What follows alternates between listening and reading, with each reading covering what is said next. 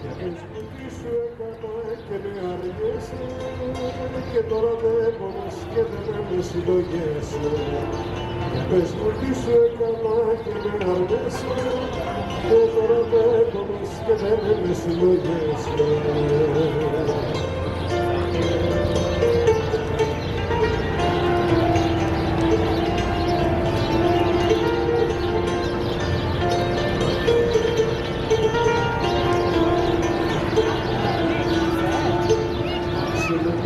Και θέλεις να μ' αφήσεις, ότι αγάπη δεν ξεχνάται, μην τολμήσεις.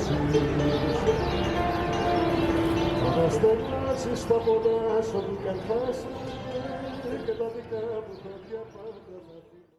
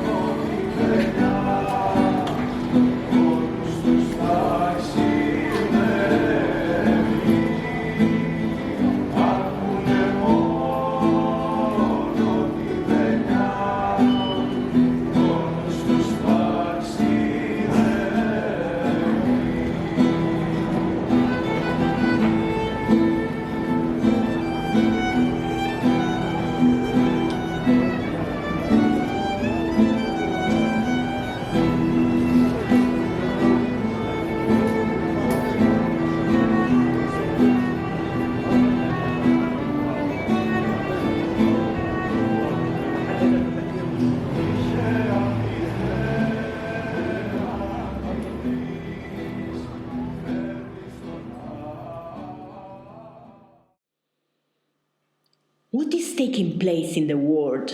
What is actually happening? There is overpopulation, there is overorganization, there is mass communication. Through these things, the human mind is being controlled. When there is overpopulation, inevitably there is confusion, with a conditioning limiting of thought. And overorganization also tends to bring about control of man and his thought. Through mass communication, the radio, newspapers, politicians, television, you are being influenced and therefore controlled. So through every channel of existence, every channel of perception, we are being shaped, conditioned, controlled. Society, religions, books, newspapers, magazines, organizations, whether they are spiritual or not spiritual, economics, politics, everything is influencing man and shaping him according to certain ideas, opinions, concepts. I don't know if you are aware of all this. What you think is really conditioning your mind to a particular type of thought, habit, symbol, activity, and social relationship. That is so natural that we accept it as inevitable.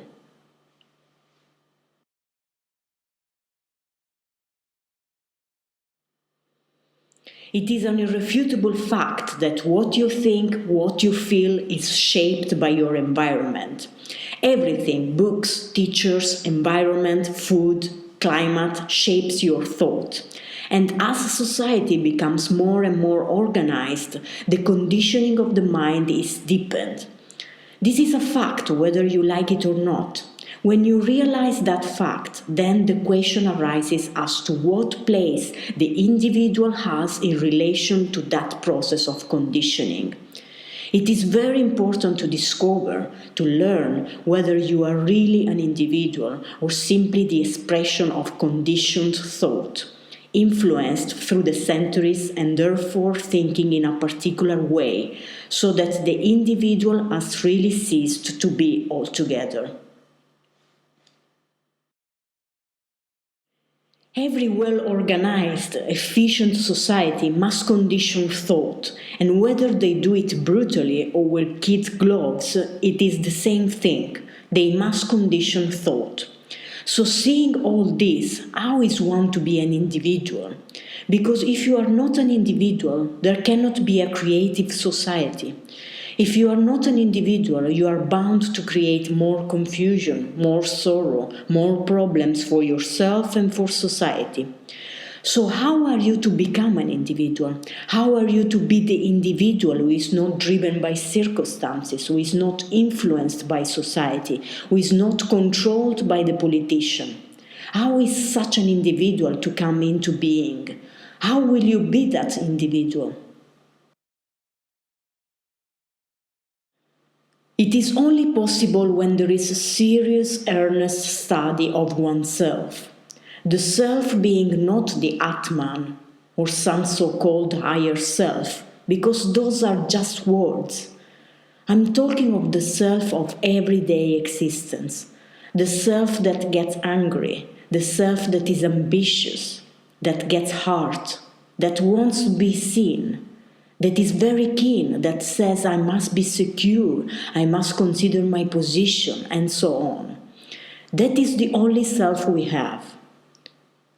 The higher self, the super Atman, is only an ideology, a concept. It is not reality. And it is not good to go after something unreal, for that leads to delusion. If you can go into the self of everyday movement, then through that knowledge, through careful analysis, careful observation, you will find that you are capable of breaking away from all influences which condition thought. Another thing is that thought, by the very thinking process, conditions itself. Whatever thought you have affects the mind, whether the thought is good or bad, ugly or beautiful, subtle or cunning. Whatever thought it be, it shapes the mind. So what is thinking? Thinking surely is reaction, the reaction of what you know. Knowledge reacts and we call it thinking. Please observe it. If you are alert, aware of your own process of thinking, you will see that whatever you think has already shaped the mind. And a mind that is shaped by thought has ceased to be free. And therefore it is not a mind that is individual. Self-knowledge is not a process of the continuity of thinking, but the diminishing, the ending of thinking. But you cannot end thinking by any trick, by denial, by control, by discipline. If you do, you are still caught in the field of thought. Thinking can only come to an end when you know the total content of the thinker. And so one begins to see how important it is to have self-knowledge. Without self-knowledge, there is no individual. The possibility of being an individual comes only when you begin to understand and learn about yourself. Not through books, because the self, what you are, cannot be understood through someone else. You have to observe it yourself, and you can observe it with clarity and strength only in relationship. The way you behave, the way you talk, how you look at a flower, a tree, the way you talk to people, the movement of your hands, your eyes, everything will show, if you are at all aware, how your mind works. And the mind is the self. So unless the mind understands itself, there is no freedom. Freedom cannot come by accumulation. You have to learn what an extraordinary thing the mind is. What is necessary is earnestness. An earnest mind that begins to inquire within itself. Such a mind will find for itself that which is real.